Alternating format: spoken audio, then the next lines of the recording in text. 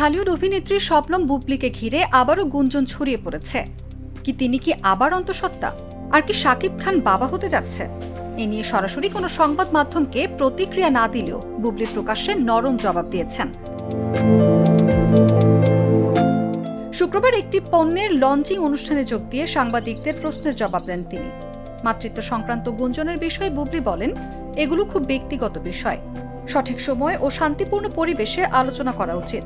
এখানে আজ আমরা একটি গ্র্যান্ড লঞ্চিং প্রোগ্রামে এসেছি, তাই স্পর্শকাতর বিষয়ে আলোচনা করা ঠিক হবে না।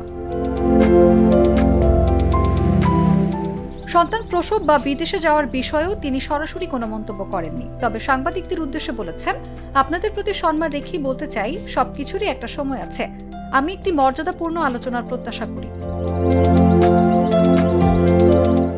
ভালোবাসা দিবস উদযাপন পরিকল্পনা নিয়ে প্রশ্নে বুবলি জানান, আমার কাছে ভালোবাসার মানুষরা সবচেয়ে গুরুত্বপূর্ণ। প্রতিটি দিনই ভালোবাসার আবহে কাটাতে চাই। সঙ্গে তিনি সাংবাদিকদেরও অনুরোধ করেন, শিল্পীদের সংবাদ প্রকাশের ক্ষেত্রে সর্বদা সম্মান বজায় রাখার।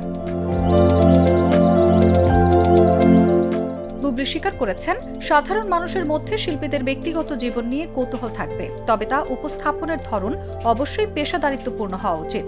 তিনি ধৈর্য, সৌজন্যবোধ বজায় রেখে ক্যারিয়ার ও জীবনের বাকি দিনগুলো কাটাতে চান। নিউজ ডেস্ক, জাগো নিউজ।